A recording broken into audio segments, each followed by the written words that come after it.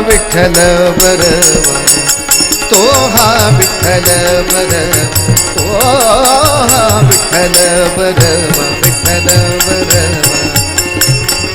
बरवा. रघुपती राघव राजा राम, पतित पावन सीताराम. रघुपती राघव राजा राम, पतित पावन सीताराम. रघुपती राघव राजा राम, पतित पावन सीताराम. राजाधिराज रामचंद्र महाराज की जय.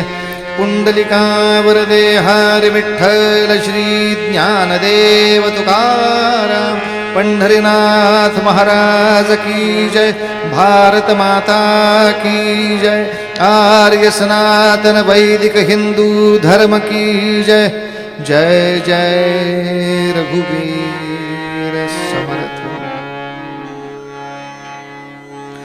कैवारी हनुमान अमुचा, कैवारी हनुमान, कैवारी हनुमान अमुचा, कैवारी हनुमान, कैवारी हनुमान अमुचा, कैवारी हनुमान.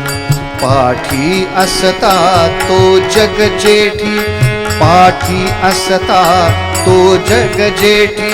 वरकड काय गुमान, वरकड काय गुमान.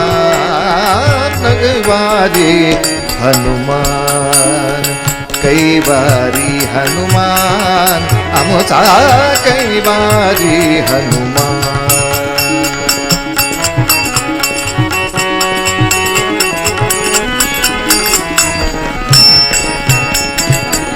दासा रक्षिल हाची भरोसा,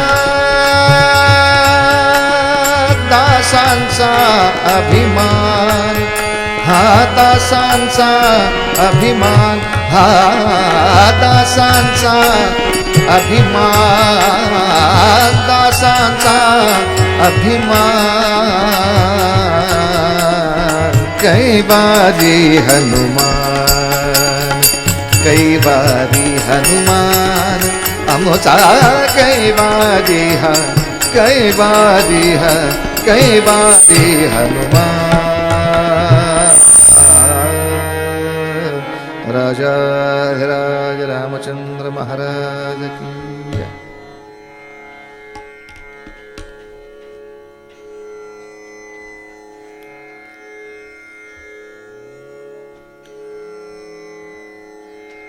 रुद्राचे म्हणजे भगवान शिवांचे, महादेवांचे जे अनेक अनुयायी असतात त्यांना भैरव असं संबोधलं जातं. शिवगण, त्या काही शिवगणामधला भैरव गण, अशा काही लोकांना भैरव संबोधलं जातं. महारुद्र हे रुद्रांचे अवतार. शनिवारचा दिवस म्हणून मग जय जय राम कृष्ण हरीसाठी राग निवडताना भैरवातला कोणीतरी निवडू असा विचार करून नटभैरव नावाच्या रागामध्ये नमन म्हटलं. नटभैरव आहे, अहिर भैरव आहे, बरेच भैरव आहेत. संगीतामध्ये फक्त टोळ भैरव नाही, तेवढा सोडून बरेच भैरव चांगले आहेत. आज या नवीन पर्वाचा कीर्तनातला अखेरचा दिवस आहे. नवीन पर्व अशासाठी म्हटलं की आतापर्यंत पाडवा ते हनुमान जयंती कीर्तन महोत्सव होतच होता, पण तो आपल्या मंदिराच्या काही चतुष्सीमेपुरता मर्यादित होता. पण एवढ्या मोठ्या पटांगणाचं त्याला अधिष्ठान घ्यावं आणि हनुमान जयंतीची पौर्णिमा उलटल्यानंतरही आणखीन पुढे 5-6 दिवस उत्सव चालू ठेवावा. ज्याला आपण नैमित्तिक उत्सव न म्हणता थोडा विशेष कीर्तन महोत्सव असा म्हणून. अशा तऱ्हेच्या कीर्तन महोत्सवाची या ठिकाणची ही सुरुवात आहे, शुभ प्रारंभ आहे. माझ्या नशिबाने ज्या ज्या ठिकाणी असे शुभ प्रारंभ झालेत ते प्रकल्प गेली सगळे वर्ष चालू आहेत. अजून तरी माझ्या पायाला कोणी पांढरा पाय म्हटलं, बुवाचा पांढरा पाय लागला. दुसऱ्या वर्षापासून काही झालं नाही हो तिथे. सावरकरांच्या जीवनावर किंवा विवेकानंदांच्या जीवनावर किंवा राष्ट्रपुरुषांच्या जीवनावर काहीतरी उत्तम असे कार्यक्रम करावेत म्हणून 5 वर्षापूर्वी शंकरनगरमध्ये असाच एक प्रारंभ केला होता. जी माणसं 2 दिवसापूर्वी सांगून गेली 5 वर्ष चालू आहे हो आमचं, आनंद आहे. एक लावलेलं रोपट चालू आहे, वाढता आहे असं बघितलं म्हणजे आनंद वाटतो. नाही तर मग आमचं वन खातं आहेच भाषण करायला. आम्हाला वृक्षारोपण करायला अत्यंत आनंद वाटतो. पण गेली 10 वर्ष याच खड्ड्यात आपण रोप लावतो आहोत. अशी दिव्य परंपरा. वाढवायचंच नाही असं नाही होत. पण हा विशेष कीर्तन महोत्सवाचा, वेगळ्या आयोजनाचा या सगळ्या मंडळींनी घाट घातला. एक सुंदर रूप प्राप्त झालं आणि त्याचा समारोप आणखीन मोठा भव्य दिव्य अशा आयोजनामध्ये आला. खरंच योग जुळून यायचा म्हणतात तो असा येतो, झालं इतकंच म्हणायला हवं. अन्यथा निसर्गाचा असा काही प्रकोप होता की माणसंच काय इथे सतरंजा शिल्लक राहतील का नाही असा पाऊस येणार होता. पण मारुतीरायांनी आतापर्यंतची वेळ निभावली आहे तशी ते नक्की उद्यापर्यंतची निभावतील. पावसामुळे हवेमध्ये कितीही गारवा आला तरी सुद्धा पिकांचं झालेलं आणि शेतकऱ्यांचं झालेलं नुकसान बघता कोणाच्या तरी दुःखाने मिळालेला हा सुखद अनुभव हा सुद्धा त्रासदायक वाटतो, नको वाटतो. त्यापेक्षा उकडलं असलेलं परवडलं होतं. पण कोणाचं नुकसान व्हायला नको होतं त्यामागे. पृथ्वीतल्या जबाबदार असलेल्या मानवजातीनेच काहीतरी समतोल बिघडवले तेव्हाच निसर्ग कोपला, यात संशय नाही. निसर्गाला आपणहून बिघडायला किंवा कोपायला स्वतःचं मनच नाही, तो फक्त नियमाप्रमाणे वागतो. नियम दुसरा कुणीतरी तोडतो, मग त्या तोडलेल्या नियमाप्रमाणे त्या बिचाऱ्याला वागावं लागतं. आज प्रचंड पूर आले, त्याचं निदान सुद्धा शास्त्रज्ञांनी हेच सांगितलं की बेसुमार वृक्षतोड या लोकांनी केली आहे. टिंबर मार्केटला लाकडं विकायची आणि त्या पैशातली दलाली सरकारने खायची. ही एक दलाली मिळवण्यासाठी काही कारण नसताना इतकी वृक्षतोड झाली की शास्त्रज्ञांचं म्हणणं असं पडलं, पूर्वी पाऊस मोठा होता पण पूर फार येत नसे. कारण प्रत्येक डोंगर आपल्या पाठीवर असलेल्या सगळ्या वृक्षांसाठी आवश्यक तेवढं पाणी पोटात साठवतो आणि उरलेलं खाली वाहून नेतो. आता सगळेच डोंगर तिरुपतीच्या दर्शनाला जाऊन आल्यासारखेच बोडके करून ठेवले. तर पाऊस पडल्यानंतर डोंगरही विचार करतो कोणासाठी पाणी ठेवू, घे पी नाही तर मोर त्याच्यामध्ये, मी काय करू त्याला. मी ज्यांच्यासाठी पाणी ठेवावं असे कोणी तुम्ही माझ्या डोक्यावर ठेवलेच नाहीत. कुठेतरी गोपाल कृष्णाच्या गोपाळ काल्याबरोबर गोवर्धनाची पूजा ही कृष्ण पूजा थोडी रुजवायला लागायला हवी. होळीच्या निमित्ताने इकडची तिकडची झाडं तोडून वेळ प्रसंगी चोरून ती जाळून आनंद मानायचा आमचा प्रघात आम्ही सोडलेला नाही. तर मग तसंच गोपालकृष्णाचं स्मरण ठेवून गोवर्धन पूजेची आठवण ठेवून किमान या वर्षभरामध्ये मी 10 झाडं लावीन आणि ती जगवीन, हा गोवर्धन पूजेचा संकल्प कोणी कृष्ण भक्तांनी करायचा का त्याही संकल्पासाठी सरकारकडेच बघायचं जे काहीच करणार नाही हे माहीत आहे. नाकर्त्या लोकांवर विश्वास ठेवणं हाही आपला वेडेपणाच नव्हे का. त्यापेक्षा साधं 2 झाडं लावण्याचं काम आहे ते त्यासाठी दुसऱ्याकडे का बघू, माझं मी करीन. आपापल्या घरामध्ये किमान एखाद्या छोट्याशा डब्यामध्ये पाणी घालून माती घालून एक तुळशीचं रोप तर लावता येईल. रामनवमीच्या निमित्ताने आपल्या नातवंडांच्याकडून एखादं फुलाचं झाड लावून याचं फुल व्हा बरं ते मला, विकतची काय फुलं कोणी आणेल, अशी त्याच्याकडूनही निसर्ग पूजा करता येईल. मुद्दा इतकाच आहे, प्रयत्न आणि जाणीव तुम्ही आम्ही वाढवल्याशिवाय होत नाहीत. तर हा इतका सुंदर या सगळ्या गोष्टीला प्रारंभ झाला आहे. तो माझ्या हस्ते झाला याचा मला आनंद अभिमान दोन्ही आहे. आणि या सगळ्या आयोजकांचा सुद्धा इतकं मोठं धाडस केल्याचं, आता मी खरं कौतुक करू नये, सगळे माझ्यापेक्षा वयाने खूप ज्येष्ठ श्रेष्ठ आहेत, पण तरी सुद्धा त्यांच्या या विशेष कार्यक्रमाच्या आयोजनाला वंदन करतो. आणि आज निरूपणाचा भाग थोडा करायचा, अगदी थोडा. याचं कारण आम्ही इथे कार्यक्रम केल्याबद्दल मध्यंतरात आमचे सत्कार करायचे, माझ्याच सत्काराची वेळ मी कशाला काढू म्हणून. आणि दुसरं आख्यानही पूर्ण करायचं आहे, मग त्याच्यामध्ये उगाच आणखीन वेळ जायला नको. यासाठी कैवारी हनुमान अमुचा कैवारी हनुमान, हनुमंतांच्याकडून आपल्याला जे प्राप्त करून घ्यायचं आहे, त्यांची बुद्धिमत्ता आपण पाहिली, त्यांचा धूर्तपणा पाहिला, त्यांचं गायन पाहिलं, पण समारोपाला मात्र हनुमंतांच्याकडून आम्हाला घ्यायचंय समर्पण.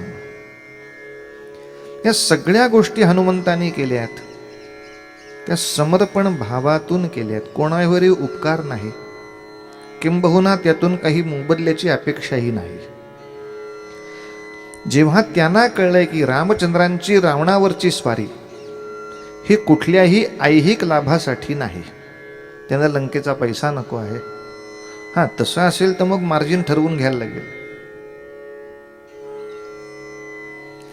पण काही नाही, जगातल्या अपराधाला शासन, न्यायाची प्रतिष्ठापना, या पलीकडे जर कोणतंही याला अधिष्ठान नाही, तर मग याच्यासाठी जी मी सेवा अर्पण करायची त्याचं मोल कसं सांगू. तेही तितक्याच सेवाभावनेनं दिलं आहे. किंबहुना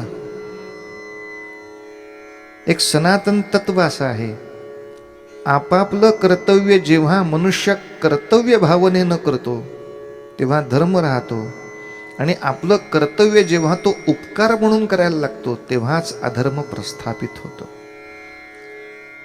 यदा यदा हे धर्मस्य ग्लानिर्भवती म्हणजे नक्की काय, धर्माला ग्लानी येते म्हणजे काय येतं. मी शिक्षक आहे, मी उत्तम शिकवलं पाहिजे, हे माझं कर्तव्य आहे, एक कर्तव्य म्हणून मी आनंदाने ते उत्तमपणे पार पडतोय, तोपर्यंत धर्म आहे. मी शिकवतोय म्हणजे उपकार आहेत मेल्यानो, एवढं कुणी शिकवत नाही. या पगारामध्ये इथपर्यंत शिकवलंय, आज सकाळचाच विषय. शिक्षणाधिकाऱ्याने विचारलं, का रे गंगा नदी कुठपासून कुठपर्यंत वाहते, तर मुलांनी उत्तर दिलं अलाहाबाद पर्यंतच. अलाहाबाद पर्यंत, हिमालयात ना निघून फक्त अलाहाबाद पर्यंत, अरे सागराला जाऊन मिळते ती. काहो मास्तर, पोरांना तुम्ही अर्धवट शिकवता, गंगा हिमालयातून निघून अलाहाबादला संपते. मास्तरांनी सांगावं, 3000 पगारात इथपर्यंतच येते, पगार नीट द्या, मग तिला बंगालच्या उपसागरापर्यंत आणून सोडतो. अरे पगार किती का असे ना, पण माझं ज्ञान देण्याचं प्रकरण असं सुरू झालं, कमी पगारामध्ये भागत नाही. अगदी शिक्षकांना मी उत्तम तऱ्हेनं पगार दिला पाहिजे, हे शिक्षणाधिकाऱ्यांनी कर्तव्य म्हणून केलं तर सगळं छान आहे. नाही तर मग 2 तास काम करणाऱ्या प्राचार्याकडे 80,000 पगार आणि 12 तास काम करणाऱ्या शिक्षकाला 8,000 मिळायची मारामारा. अशीच तफावत सरकारने ठेवत राहिली की भ्रष्टाचाराला खतपणे मिळणारच आहे. पोलिसांनी संरक्षण करणं ते कर्तव्य म्हणून केलं की छान होतं. आम्ही सुरक्षेला आहोत म्हणून जिवंत आहात, हप्ता द्या, मग अधर्माची सुरुवात होते. स्वतःचं कर्तव्य जेव्हा उपकार म्हणून केलं जातं, आई वडील आणि अपत्य यांच्यातलं नातं आता नेमकं उलट झालंय. पूर्वी मुलं म्हणायची,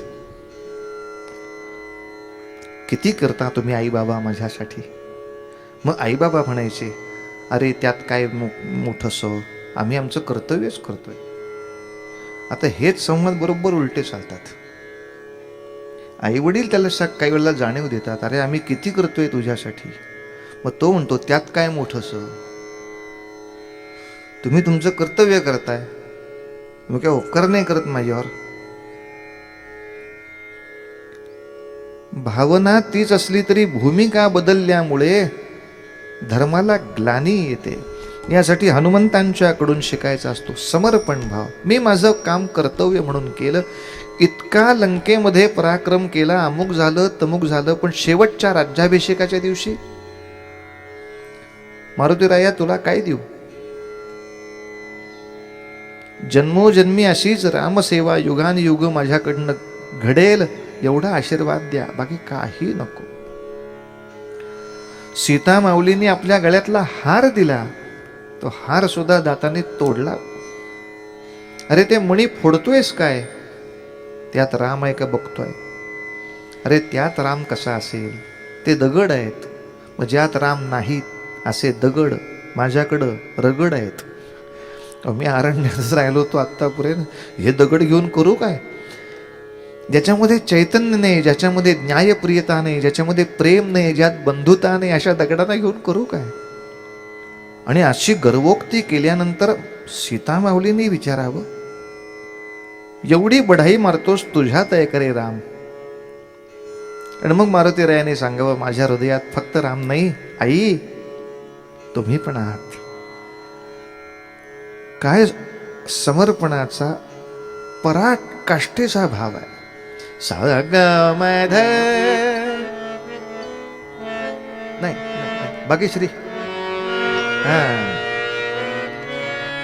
निध मपद ग रे. रामा दुसरं काही नको रे बाबा, माझा भाव तुझे चरणी, माझा भाव तुझे चरणी, माझा भाव तुझे चरणी. तुझे रूप माझे नयनी, माझा भाव तुझे चरणी, माझा माझा भाव तुझे चरणी.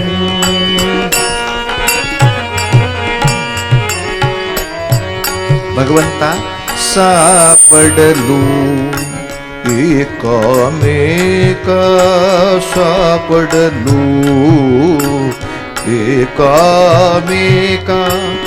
जन्मो जन्मी नोहे सुटका, नोहे सुटका. माझा भाव तुझे चरणी, माझा भाव तुझे चरणी.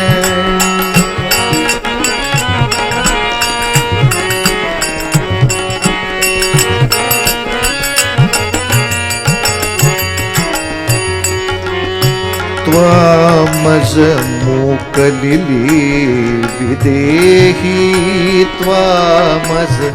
देवा, आपण सगळेच एका ब्रह्मात राहत होतो, तुम्ही आम्हाला देहात टाकलत, हाकलून दिलत.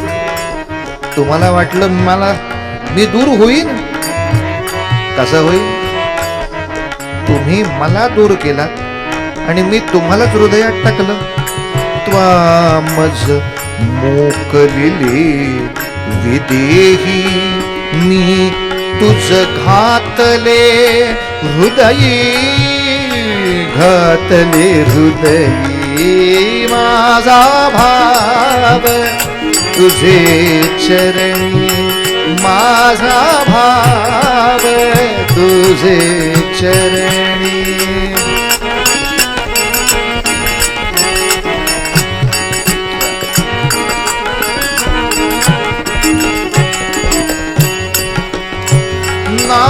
नामामणे गा सुजाणा, नामामणे नामामणे नामामणे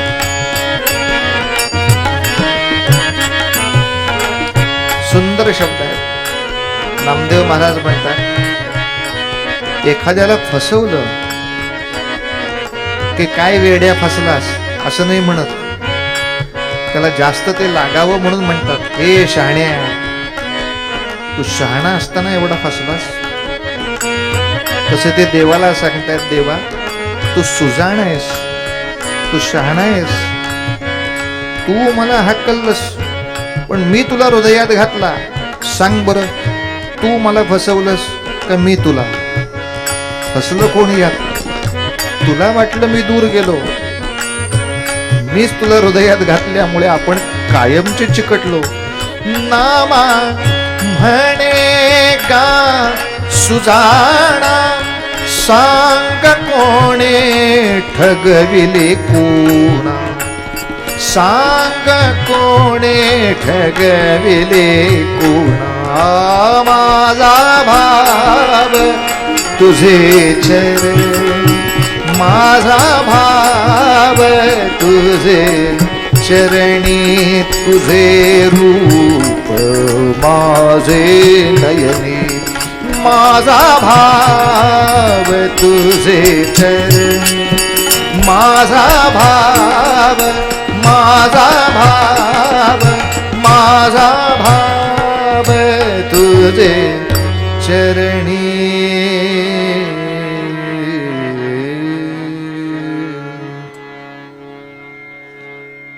शिवाजी राजांची श्रेष्ठता इथेच होती. त्यांनी रामायणाचा, महाभारताचा अभ्यास करून आपल्या सरदारांमध्ये तो मुद्दा रुजवायचा प्रयत्न केला की बाबा रे, तुला जो प्रांत बघण्यासाठी दिलाय त्या प्रांताचा तू एक सेवक म्हणून तिथे राहायचंयस, मालक म्हणून नव्हे. आम्ही या गावाचे मालक आहोत. मालक या शब्दार्थी पूर्वीचा शब्द होता वतनदार. राजांनी 100 वेळा प्रयत्न केला, वतनदारी तोडा. तू माझ्या देशाचं काम करतोयस, लोकांचं काम करतोयस, म्हणून तुला सांभाळण्यासाठी दिलेला तो प्रांत आहे, ती तुझी मालकी नव्हे.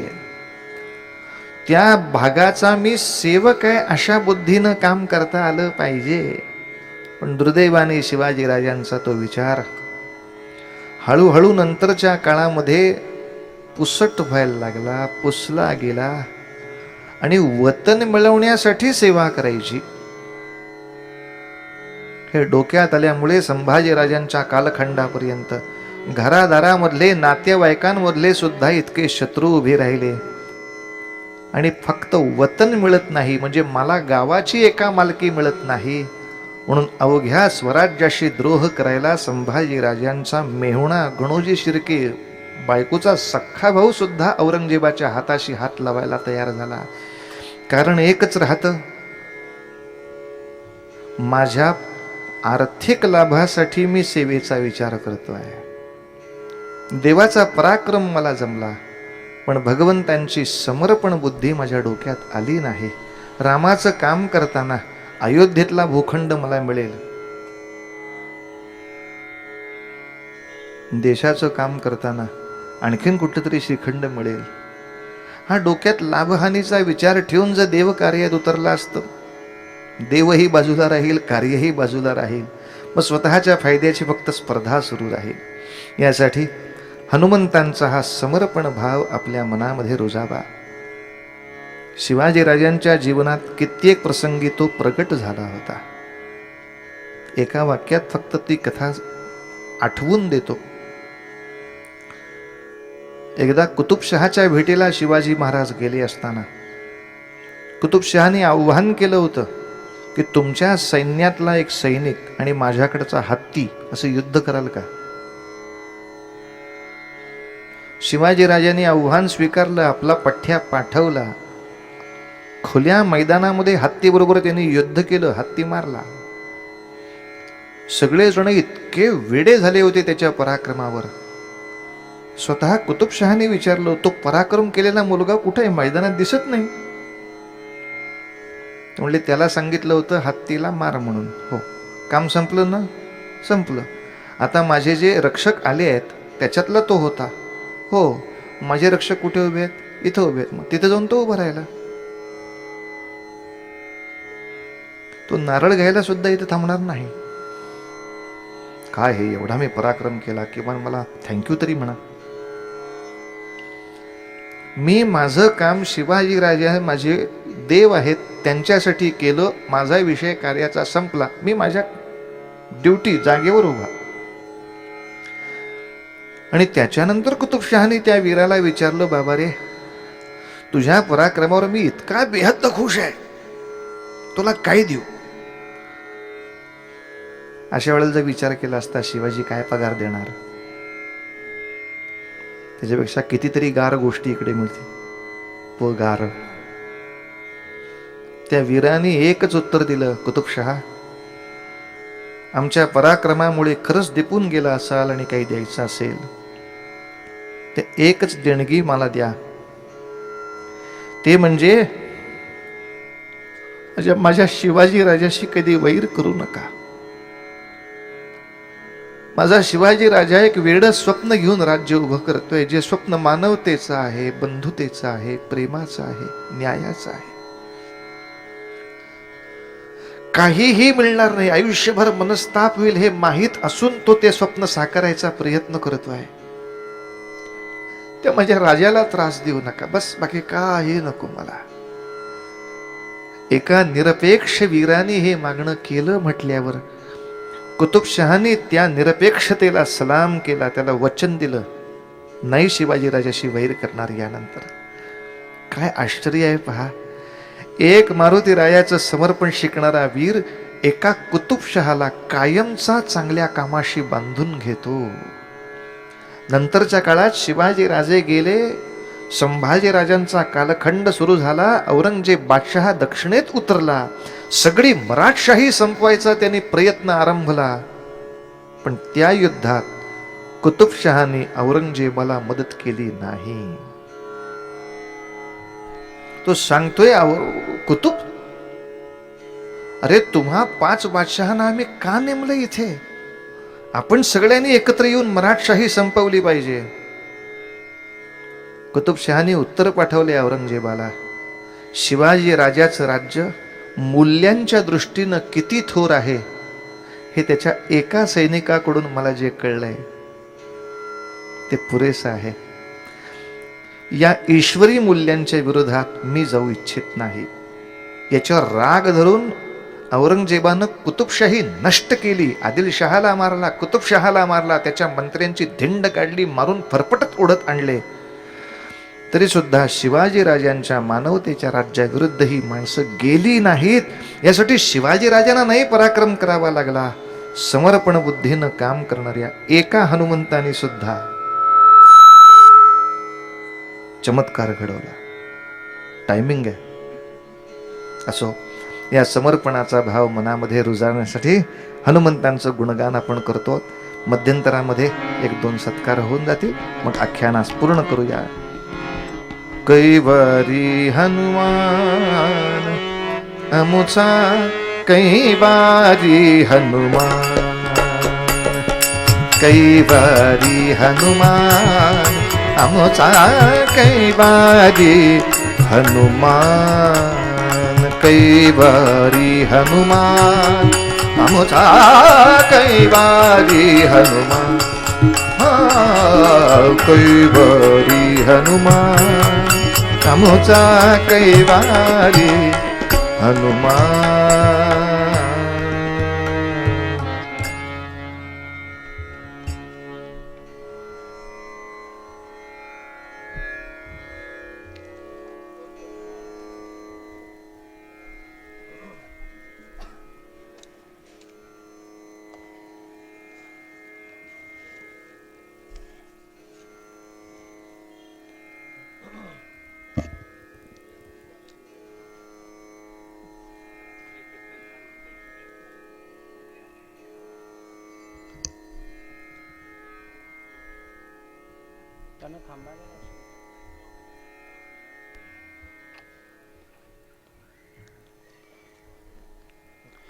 हनुमान मंदिर देवस्थान, अभ्यंकरनगर, श्रद्धानंद पेठ आणि माधवनगर या देवस्थानातर्फे 19 तारखेपासून आज 23 तारखेपर्यंत आपण हरिभक्त पारायण चारुदत्तजी आफळे यांच्या कीर्तनातून अपरिचित क्रांतिकारकांची क्रांतिमाला आणि ऐकत आलो आहोत.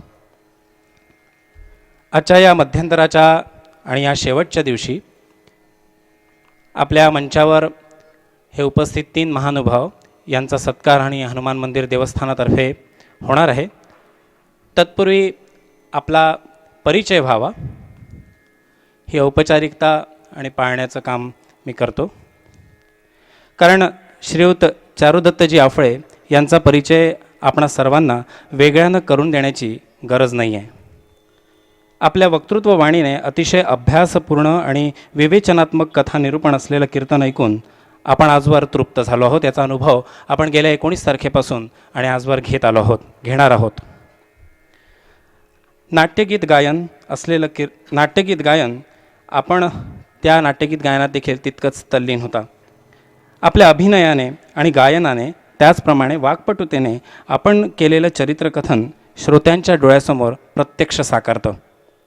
स्वातंत्र्यवीर विनायक दामोदर सावरकर यांचं चरित्र, कथा व गायन हे आपणा सर्वांना स्मरत असेलच. आजच्या या विशेष कीर्तनोत्सवाच्या या शेवटच्या दिवशी या मंचावरील श्रीयुत हरिभक्तपारायण श्रीयुत चारुदत्तजी आफळे यांचा सत्कार हनुमान मंदिर देवस्थानचे श्रीयुत कमलाकरजी मुळे करतील अशी मी त्यांना विनंती करतो. शाल व श्रीफळ देऊन त्यांनी आफळेजींचं आणि सत्कार करावा.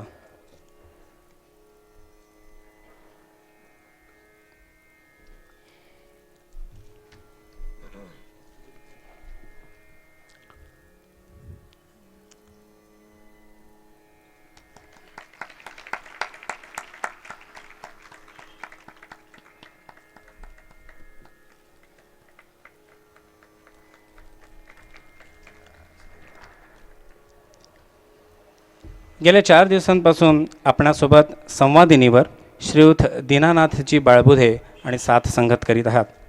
आपण व्यवसायानं शेतकरी आहात. 1975 पासून आपण ह्या शेती व्यवसाय पाहत आहात.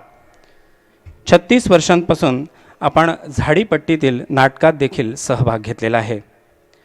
मूळ मुक्काम मोरगाव अर्जुनी गोंदिया जिल्ह्याचे आपण श्रीयुत दीनानाथ बाळबुधे यांचा देखील सत्कार मुळे काकांनी करावा अशी मी त्यांना विनंती करतो.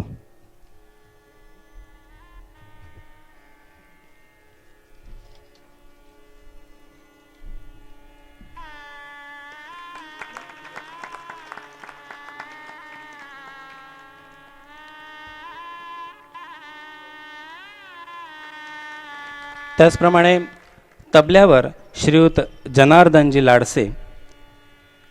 व्यवसायानं आपण संगीत शिक्षक आहात.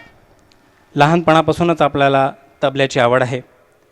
मूळ विश्वकर्मानगर नागपूरचे रहिवासी श्रीयुत जनार्दन लाडसे यांचा देखील शाल आणि श्रीफळ देऊन हनुमान मंदिर देवस्थानातर्फे मुळे काकांनी सत्कार करावा अशी मी त्यांना विनंती करतो.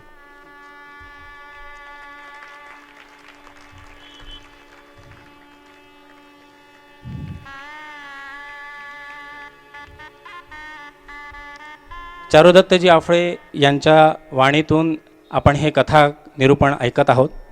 हे असंच खरं तर चालूच राहावं आणि आपण अतृप्त राहावं अशी खरं तर आपल्या सर्वांची इच्छा आहे.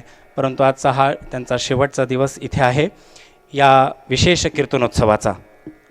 मंडळी, या विशेष कीर्तनोत्सवाचा उद्या समारोप होणार आहे शिवछत्रपती यांच्या जीवनावर आधारित सांगीतिक महानाट्यानं. हे हिंदी महानाट्य उद्या संध्याकाळी 6:30 वाजता याच बाजूला निर्मित होत असलेल्या भव्य रंगमंचावर होणार आहे. जो रंगमंच 2 मजली असणार आहे. महाराजांच्या जीवनातील अनेक घटनाक्रमांचा साक्षात अनुभव आपण सर्व इथे उद्या घेणार आहोत. मध्य प्रदेशचे प्रत्यक्ष मुख्यमंत्री श्रीयुत शिवराज चौहान हे पूर्ण वेळ कार्यक्रम बघून तल्लीन झाले आणि मध्य प्रदेशात सर्व दूरपर्यंत हा कार्यक्रम पोहोचेल अशी ग्वाही देखील त्यांनी केली. त्यांनी या कार्यक्रमाची आणि वाखाणणी केलेली आहे. हा कार्यक्रम जास्तीत जास्त लोकांपर्यंत पोहोचावा याकरता म्हणून हिंदीमध्ये रूपांतरित करण्यात आलेला आहे. आपण सर्व उद्या याच हिंदी नाट्यकृतीचा आणि अनुभव घेणार आहोत. त्याच्यामुळे इथे उपस्थित सर्व मंडळींना आणि मंचावरील या सर्व महानुभावांना उद्याच्या या सांगीतिक महानाट्याचा आणि आपल्या सर्वांना आणि आमंत्रण आहे. आपण सर्व जास्तीत जास्त लोकांपर्यंत याचा निरोप पोहोचवून आपण आणि आपले परिजन उद्याच्या या सांगीतिक महानाट्याकरता इथेच या विशेष कीर्तनोत्सवाच्या समारोप प्रसंगी उपस्थित राहतील. धन्यवाद. 5 वेळेला भजन.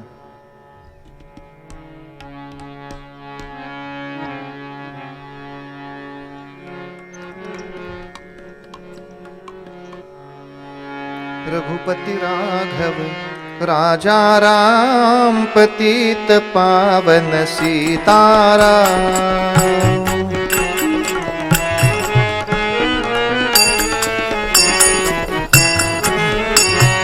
रघुपति राघव राजा राम पतित पावन सीताराम.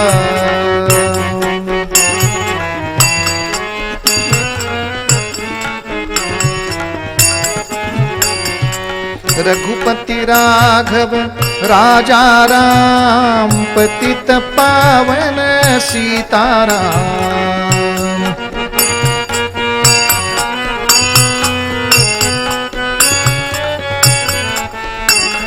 रघुपति राघव राजा राम पतित पावन सीताराम.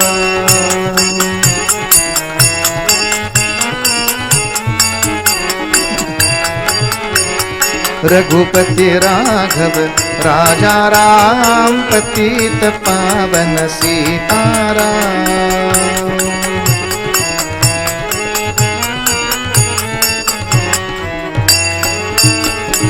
राजाधिराज रामचंद्र महाराज की जय. पुरुषांचा आवाज. हरे राम राम राम हरे हरे. हरे कृष्ण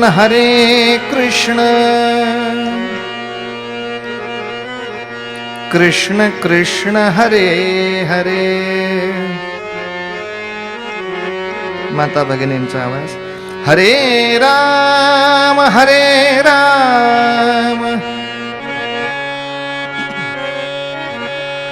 राम राम हरे हरे.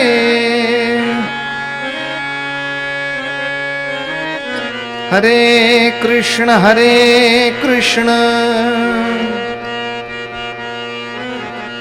कृष्ण कृष्ण हरे हरे.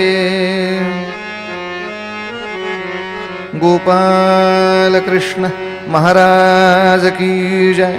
गोपाल कृष्ण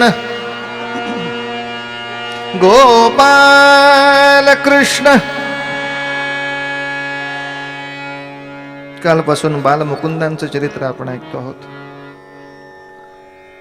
बालमुकुंद हे तसे अपरिचित क्रांतिकारक पंजाबचे आहेत. पंजाबच्या क्रांतिकारकांपैकी पंजाबचे सिंह म्हणून लाला लजपतराय सर्वांना माहीत आहेत. त्यांचे त्या क्रांतिकार्यातले सहकारी म्हणून भाई परमानंद हे आणखीन काही लोकांना माहीत असतील. या भाई परमानंदांच्याच घरातला एक नातलग म्हणजे हा बालमुकुंद आहे, ज्याची कालची कारकीर्द आपण बघितली. या मुलाचं शिक्षण झालं. अतिशय सुकुमार कोवळा सुंदर दिसणारा हा मुलगा यांनी लालाजींच्या रावी नदीच्या काठी अस्पृश्यांच्या वसाहतीच्या शाळेमध्ये शिक्षकाचं काम स्वीकारलं आणि उत्तम तऱ्हेनं काम केलं. ती अस्पृश्यांची वसाहत पाहायला आलेले जोधपूरचे महाराज प्रसन्न झाले. त्यांना कल्पनाही आली नाही की आदिवासी अस्पृश्य इतके उत्तम शिकून इतके उत्तम वागू शकतात. लालाजी म्हणले काय करणार, त्यांना कित्येक वर्षानुवर्ष ही संधीच मिळाली नाही, ती आम्ही आज उपलब्ध करतो आहोत. ज्यांचा शिक्षणाशी संबंधही नाही अशा वसाहतीमध्ये इतका सुशिक्षित सुसंस्कृतपणा आणणं सोपं काम नव्हे. कोण शिक्षक हे काम करतो? तेव्हा बालमुकुंदाची भेट करवली आणि मग जोधपूरच्या महाराजांनी विनवणी केली की आमच्या मुलांना शिकवायला किमान सप्ताहातनं एक दिवस रविवारी या शिक्षकाला पाठवत जा. आणि बालमुकुंदाचं दर रविवारी जोधपूरला जाऊन महाराजांच्या मुलांना शिकवणं सुरू झालं. 18-19 वर्षाच्या बालमुकुंदाने प्रेमविवाह केला. त्याची पत्नी, जिचं नाव रामरखी असं होतं, नंतर त्याने लग्नात लाजवंती नाव ठेवलं. टिपिकल हिंदी साइडेड नावं. आणि लाहोरमध्ये ते त्यांच्या छान घरात राहू लागले. आई वडिलांचं ही घर शेजारीच होतं. ओळीनं अशी घरं होती. एका चौकात भाई परमानंदांचं घर, थोडा रस्ता चालून गेलो की बालमुकुंदाचं घर, आणखीन थोडा रस्ता चालून गेलो की मुकुंदाच्या आई वडिलांचं घर. वेगळं घर घेण्याचं कारण असं, रात्री अपरात्री जोधपूरवरनं येताना आई वडिलांना त्रास नको, वृद्ध होते, यासाठी वेगळं थोडंसं घर करावं लागलं. आणि काल अशा एका मुद्द्यापर्यंत येऊन पोचलो. रासबिहारी बोसांनी जेव्हा सांगितलं की इंग्रजांनी बंगालची फाळणी केली आहे, आपल्या जिव्हारी घाव घातलाय, आमच्या देशाच्या कुठल्याही प्रांतावर त्यांनी घाव घालावा आणि इंग्रजाचा बादशहा सुखरूप असावा, हे चांगलं नव्हे. एका बादशहाला संपवून काही होत नाही हे जरी कळलं तरी एका बादशहावर किमान आघात केला तर पुढचा बादशहा आघात करताना 10 वेळा विचार तर करेल. इतकी भीती नक्की आपण निर्माण करू शकतो. या इंग्रजी बादशहाला आता यावर्षी जो लॉर्ड म्हणून यायचा आहे, लॉर्ड हार्डिंग्स, याची दिल्लीमध्ये मिरवणूक होणार आहे. त्याने काही काळ इंग्रजांनी आपली राजधानी हलवली होती दिल्लीतनं कलकत्त्याला, पण आता कलकत्त्यातही ते घाबरले आहेत, पुन्हा दिल्लीला चालले आहेत. पंचम जॉर्ज यांच्या अध्यक्षतेखाली लॉर्डचा राज्याभिषेक व्हायचा आहे, भारताचा राजा करून. आणि याची मिरवणूक निघायची आहे 12 डिसेंबर तारखेला. पण इंग्रजांच्या इतक्या कडेकोट बंदोबस्तामध्ये शिरून सुद्धा क्रांतीवीर त्याच्यापर्यंत आपला निषेध आणि आघात पोचवू शकतात, हे आम्हास दाखवायचे आहे. आपण सारे देशभक्त आहात, कोण याची जबाबदारी घेईल ते पहा. आणि अशा वेळेला काल आपण असं पाहिलं की रासबिहारींच्या मागे लागला तो बालमुकुंद. काही करून तुम्ही मला संधी द्या, मी त्या बादशहाला आमच्या देशातल्या ह्या प्रांताची अशी कशी तुम्ही फाळणी केलीत याचा जाब विचारण्यासाठी त्याच्यावर आघात करतोच.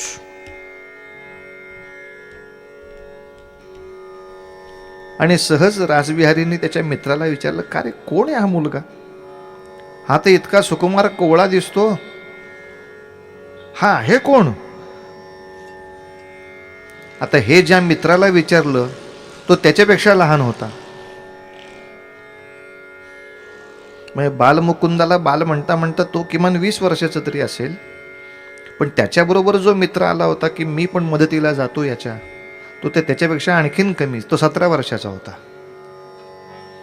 त्याने सांगितलं, रासबिहारी, या मुलाचं नाव भाई परमानंदांचा नातेवाईक आहे. हो का? काय म्हणतात रे याला? ललत राग द द न द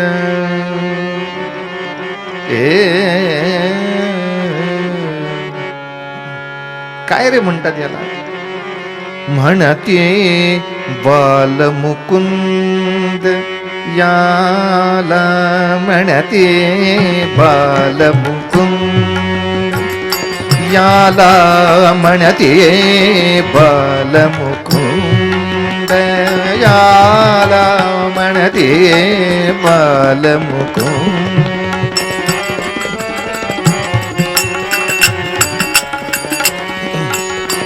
याला याला याला, म्हणते बालमुकुंद याला. कंसमर्दनी सिद्ध असे हा, कंसमर्दनी सिद्ध असे हा, गोकुळचा गोविंद याला, म्हणते बालमुकुंद याला, म्हणते बालमुकुंद.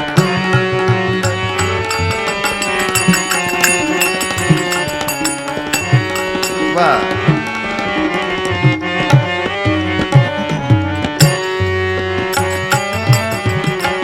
भारत भूची अनंत बाळे, भारत भूची अनंत बाळे, परवशतेचा परिपाश खळाळे, परवशतेचा परिपाश खळाळे, कुणा वाटती घुंगुर बाळे, कुणा वाटती घुंगुर बाळे, याला परिते बंध म्हणते बालमुकुंद, याला म्हणते बालमुकुंद, याला म्हणते बालमुकुंद, बालमुकुंद, बालमुकुंद. याचं नुकतंच लग्न झालंय. मी 17 वर्षाचा आहे, माझ्यापेक्षा 1 वर्षांनी कमी 16 वर्षाची याची बायको आहे. ही पण माहिती पठ्ठ्याने दिली. राज बिहारी म्हणले, नको रे बाळा नको. इतक्या कोवळ्या वयात एवढा सुंदर संसार तुझ्या डोळ्यासमोर असताना तू नको या धाडसामध्ये पडूस. हे मलाच करायचं आहे. अरे का बाबा, तुम्ही तो मिरवणुकीचा मार्ग सांगितलात ना, तो माझ्या डोक्यात बसलाय. लॉर्ड हार्डिंग्स हा आघाडीनं दिल्लीला येणार. दिल्लीला तो हत्तीवर बसणार. हत्तीच्या समोर सगळे हिंदुस्थानातले संस्थानिक राजे रजवाडे आपापले परिवार घेऊन चालत असणार. अनेक सैनिक त्या ठिकाणी बंदुकी घेऊन पहारा करत असणार. आणि ही मिरवणूक चांदणी चौक, पंजाब नॅशनल बँक या भागातून राजभवनाकडे जाणार. बस बस बस बस, मला राजभवनाची गरज नाही, मला चांदणी चौकच पाहिजे आहे. अरे काय तुझी हट्ट येतले का? हे चांदणी चौक काय प्रकरण आहे? काल सस्पेन्स ठेवला होता आपण. सस्पेन्सला काय म्हणायचं इंग्रजीत? इंग्रजीत नाही, मराठीत म्हणायचं कुतूहल. कुतूहल कायम ठेवलं तर काय असेल त्या चांदणी चौकात? हा एक लांब असलेला पूर्व इतिहास आहे. साधारण सिनेमामध्ये त्या जागेशी निगडीत आजोबांची किंवा वडिलांची गोष्ट असते. मेरे पिताजी की याद आहे बाबा. इथे पिताजीही नाही, दादाजीही नाही. किती अलीकडे जावं लागेल तर बालमुकुंदाच्या अभ्यासाप्रमाणे तो सांगतो, राजबिहारी, आमच्या पंजाबच्या इतिहासामध्ये आम्हा शीख लोकांचे 10 गुरु झाले. गुरु नानकांच्या पासून गुरु गोविंद सिंगांपर्यंत. गुरु गोविंद सिंगांचे वडील म्हणजे तेग बहादूर सिंग, हे शिखांचे 9वे गुरु. या तेग बहादूर सिंगांचा जो परिवार होता त्याच्यामध्ये माझे पूर्वज होते. इतका जुना इतिहास लावला त्याने. तेग बहादुरांच्या बरोबरच्या ह्याच्यात माझे पूर्वज होते, ज्यांचे इतिहासात नाव आहे भाई मतीदास.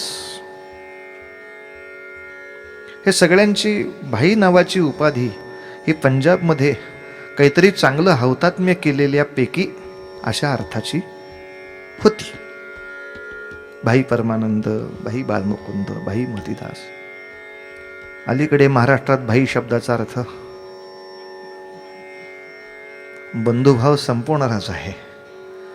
त्यामुळे त्या त्या काळाप्रमाणे तो संदर्भ घ्यायचा. नाही तर उगाच भाई मतीदास म्हणजे काय होतं वगैरे असं काही विचारायचं नाही.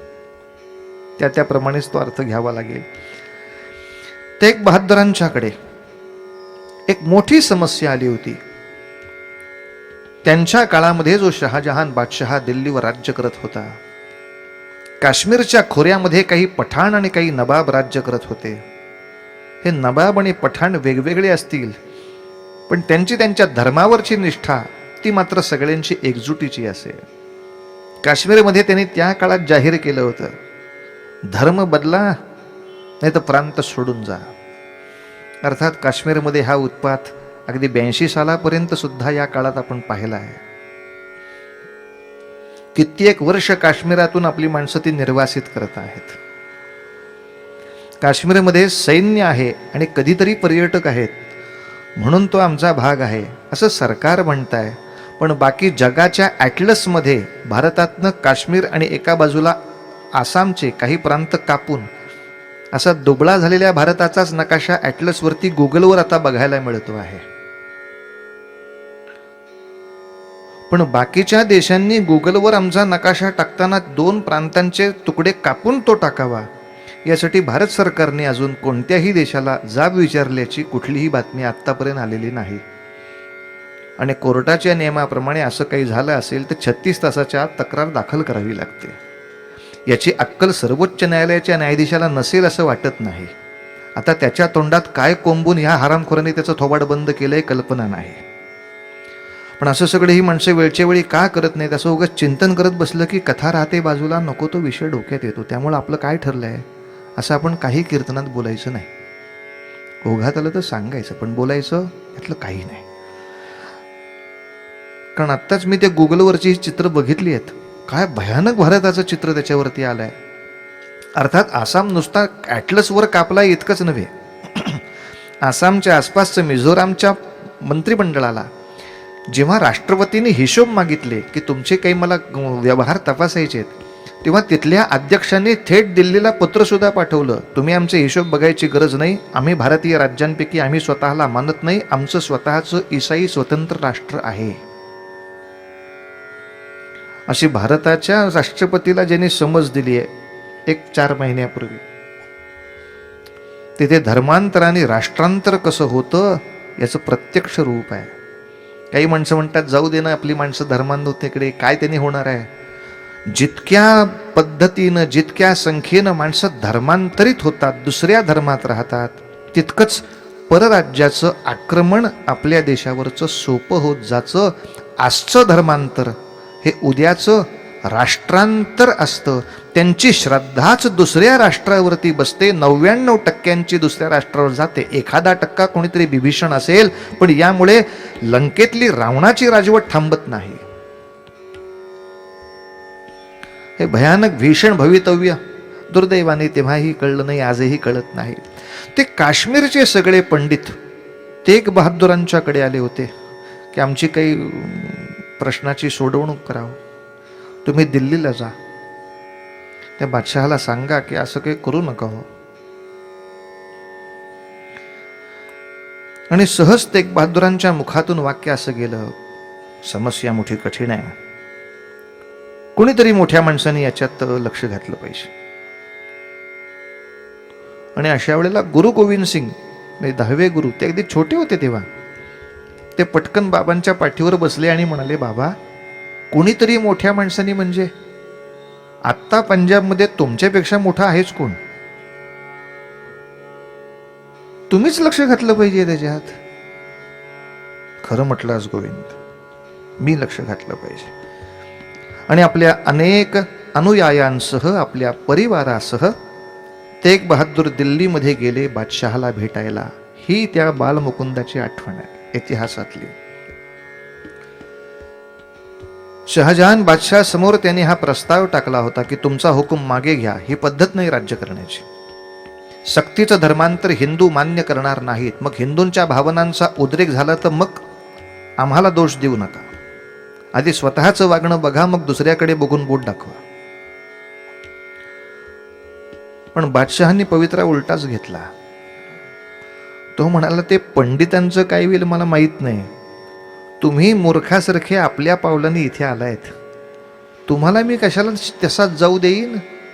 मी तुम्हालाच आज्ञा करतो, तुम्ही धर्म बदला इथे म्हणून. तेग बहादूर म्हणले, मला काय तू मांजर समजलास का चिमणी समजलायस? माझ्या अंगाला हात लावलास तरी अवघा पंजाब नुसता पेटून उठेल, ज्याच्यामध्ये तुझे तुकडेने राख बघायला मिळेल. मूर्खा, धूमकेतू प्रज्वलित करतोस. बादशहा ऐकायला तयार नव्हता. त्याने भर चौकामध्ये या लोकांची निंदा व्हावी, धिंड व्हावी म्हणून चौकात एका बाजूला बांधलं तेग बहादुरांना आणि एका बाजूला बांधलं भाई मतीदास यांना. बादशाह सांगतोय, बदलता धर्म.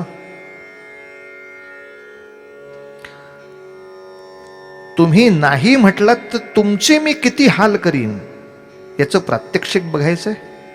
अर्थात प्रात्यक्षिक तुम्हाला बघायला दिलं पाहिजे. तुमच्यावर अत्याचार करून उपयोग नाही, तुम्ही संपालच. दुसऱ्या कोणावर तरी अत्याचार करून मला दाखवता आलं पाहिजे की हे मी तुमचं करणार आहे. असं कोणाचं करू. हा माणूस बरा आहे, भाई मतीदास. बालमुकुंद सांगतो, रासबिहारीजी, आजपर्यंत आमच्या शीख संप्रदायामध्ये ही कथा आम्ही ऐकत आलो आहे. माझ्या पूर्वजांना, या भाई मतीदासांना, या दिल्लीच्या बादशहानं कमरे इतकं गाडलं होतं जमिनीमध्ये. पाय आत जमिनीत, फक्त धड वरती, असं गाडून ठेवलं खाली. पहिल्यांदा मामूली छळ या नावाखाली उकळतं पाणी अंगावर टाकलं, नाही बदले. पेटत्या मशाली अंगाला लावून चामडी भाजून काढली. मतीदास बोलले नाहीत. आणि भाई मतीदासासारखा माणूसच एवढं धारिष्ट्य दाखवतो म्हटल्यावर गुरु काय असतील म्हणून बादशहा घाबरला. त्यांनी लाकडं कापतात, ओंडके कापतात, ती करवत मागवली, ज्याला 2 माणसं आवश्यक असतात मोठा बुंधा जेव्हा कापतात. आणि ती मोठी करवत मागवून माझ्या पूर्वजांच्या म्हणजे भाईंच्या मस्तकावर ठेवली अशी सरळ. 2 बाजूला 2 दैत्य उभे होते ती करवत चालवायला. बादशहा तेग बहादुरांना विचारत होता, अजून विचार करा, हेच तुमचं होणार आहे. बदलताय धर्म, मान्य करता माझी बोलणी. अशाही अवस्थेत भाई मतीदासांनी गर्जना करून सांगितलं, नाही गुरु, आमचं वाटेल ते होईल, तुम्ही आपलं ब्रीद नाही सोडायचं. अरे, वादळामध्ये अनेक छोटी झाडं निघून जातील, पण वटवृक्षाने आपली मुळं घट्ट ठेवलीच पाहिजेत. कोणाच्या जीवावर उद्या धर्म आणि संस्कृती जगेल.